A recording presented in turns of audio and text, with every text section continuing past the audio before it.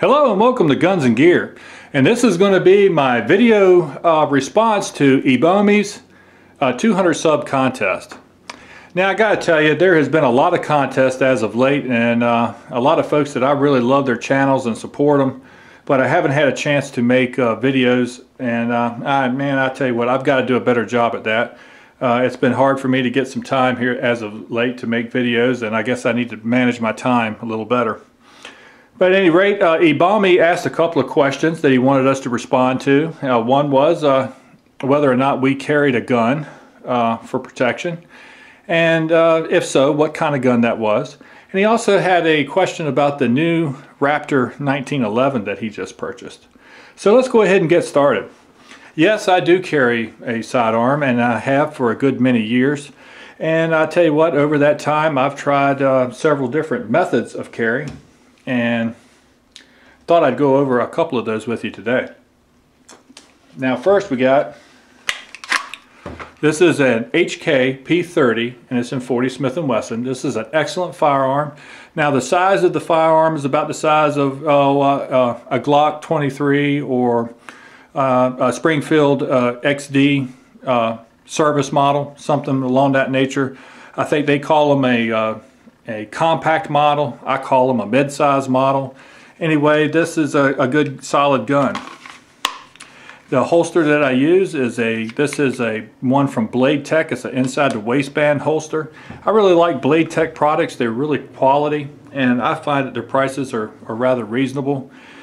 And polymer or Kydex holsters, they have a couple advantages over leather, and one of them is the fact that you can adjust the tension, the retention of the weapon, and that's a pretty good option. Now next up we have a Walther, and this is the Walther PPS, and it's a 9mm, and I've showed this gun in other videos. And one of the reasons that I really like this gun for concealed carry is it's very thin, but because of this wide grip you can still get a good purchase on the gun. Now the modes of carry is this Galco belly band, and this smart carry little doodad here that you put around your waist. And I tell you, this is a gun that I often carry in the summertime when I'm just wearing maybe a elastic band shorts and a t-shirt. It really fits in really well with that kind of carry. It's a very lightweight gun and it's easy to conceal. Now I often promote, and I do myself, carry a backup gun when possible. And these are the two guns that I carry the most as backup guns. So let me go ahead and show you these. First off is this Smith & Wesson Airweight. This is in 38 plus P. And the mode of carry is this pocket holster, and this one happens to be made from Galco. Okay. And this is probably one of the few times that both of these two guns are unloaded. Here's another one that I carry around a lot. This is the North American Arms Guardian 380. And the holster, this holster right here, even though the company is not in business anymore, I think some other folks make it. It's very good idea. Basically, you set the gun in it. It breaks up the outline of a gun, and it also positions it in a pocket so you can grab the gun when you need to. And as always, carry a backup load for that. Now, the other question that you had was about that beautiful Kimber 1911. Well, that's a good looking gun, buddy. I tell you what, myself, I don't have any Safe Queens. I don't have any guns that I don't shoot, and I don't have any. I wouldn't buy a gun just to look at. If I wanted that, I'd just take a picture. Now 1911s, a lot of people are going to tell you that they're too big, that they're too heavy, that there's not enough bullets, and this and that and the other. But I disagree with them. I think it has an ample capacity. 8+1 is plenty.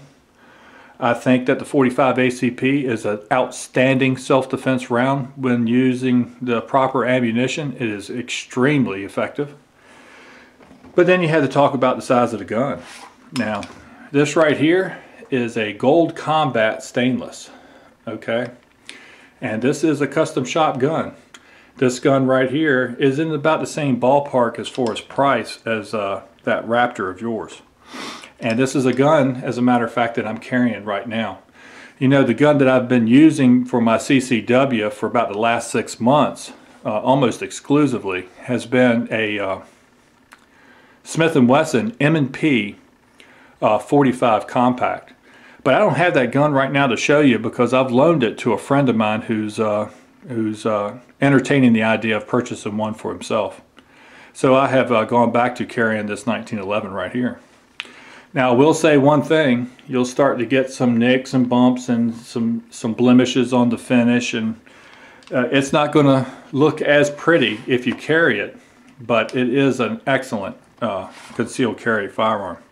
Now here's what I've used for a holster. This right here is from Mitch Rosen, and this is an outside the waistband holster, and in the wintertime you can get away with that with just wearing a jacket or a sweater, things of that nature.